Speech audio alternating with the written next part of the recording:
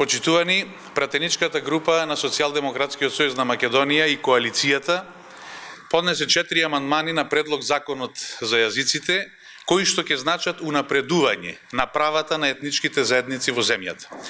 За нас е исклучително важно заеднички да дојдеме до законско решение кое навистина ќе биде во интерес на сите граѓани во оваа држава и во таа насока се и нашите предлози. Со амандманските решенија се употребува се унапредува позицијата на помалите етнички заедници кои што се наведени во преамбулата на Уставот, со што ќе се овозможи и овие заедници да остваруваат одредени права предвидени во предложеното законско решение. Истовремено, предлагаме и намалување на висината на казните што беа наменети за институциите кои што нема да го почитуваат овој закон. Според нашиот предлог, казните од 4 до 5.000 евра се намалуваат на 1 до 2.000 евра. Потоа, исто така, ја допрецизираме регулативата при водењето на седниците во собрание и во влада.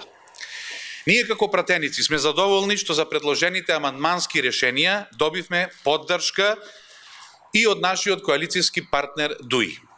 Наша заедничка цел е да дојдеме до квалитетно решение, кое што и практично ќе биде применливо. Сепак, интенцијата да дојдеме до навистина квалитетно решение не застанува тука. Имено информирани сме од владата дека постои заклучок и општа согласност Министерството за правда преку Министерството за надворешни работи да побара мислење од Венецијанската комисија за целиот текст на законот по неговото усвојување, како и за отворените прашања кои не се дел од овој закон, а веќе се доставени на мислење до Венецијанската комисија. Коалицијските партнери јавно презедоа обврска дека ќе го почитуваат мислењето на Венецијанската комисија и во случај на забелешки истите ќе ги вградат во законот. Ова беше побарано од страна на еврокомесарот Хан уште кон крајот на јуни 2017 година и стана цврста позиција на Европската Унија.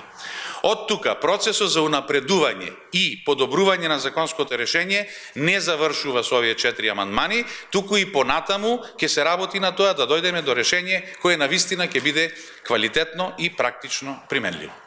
Ви благодарам.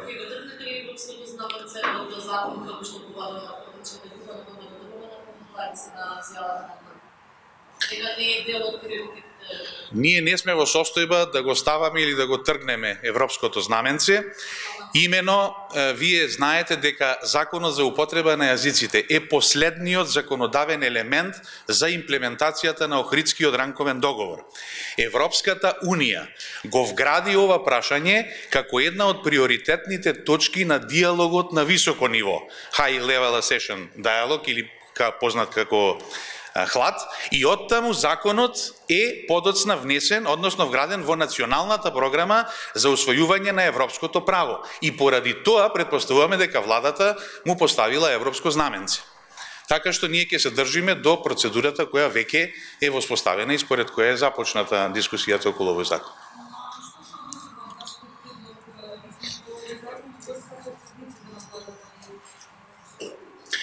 Па ви кажав, тоа се однесува да се допрецизира регулативата при водење на седниците во однос на употребата на јазиците. Значи, државните функционери и во собранието и во владата да имаат право да користат јазикот што сакат да го користат.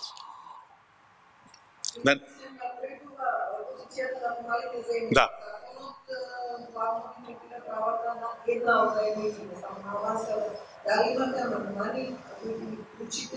Да, затоа поднесовме амандман токму во таа насока. Да. На сите помали етнички заедници кои ги содржи преамбулата на Уставот. Да. Првиот член од законот е амандманот на првиот член од законот, каде што досега беше наведено само албанскиот јазик, сега се однесува на сите, да не ги набројувам, да не заборавам некој, меѓутоа на сите јазици на етничките заедници кои се содржат во преамбулата на Уставот на Република Македонија. Не се брише. Значи се додаваат јазиците на сите етнички заедници кои ги содржи преамбулата на нашиот Устав. Ова е закон за употреба на јазиците, не е закон за употреба на албанскиот јазик или на некој друг јазик, како што тоа сакаше некој да го представи во јавност. И затоа, со овој амандман, ние на тој начин, значи, всушност, со ова амандманско решение и овозможуваме и на заедниците кои се содржат во преамбулата на Уставот да си ги остваруваат одредените права кои ќе бидат со тоа законско решение предвидени.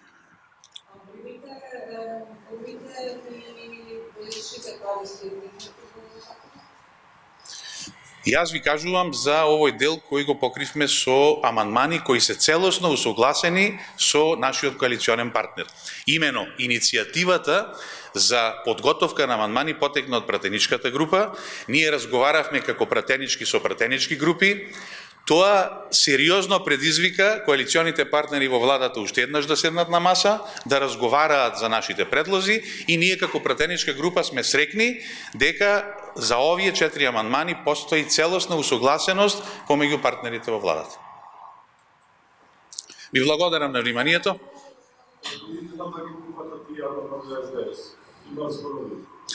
Јас сега видов дека вкупно се над 90 амандмани. Јас лично нема време да ги прочитам сите, меѓутоа јас сум одговорен за она што ние како пратеничка група го поднесуваме во форма на амандмани. Ви благодарам.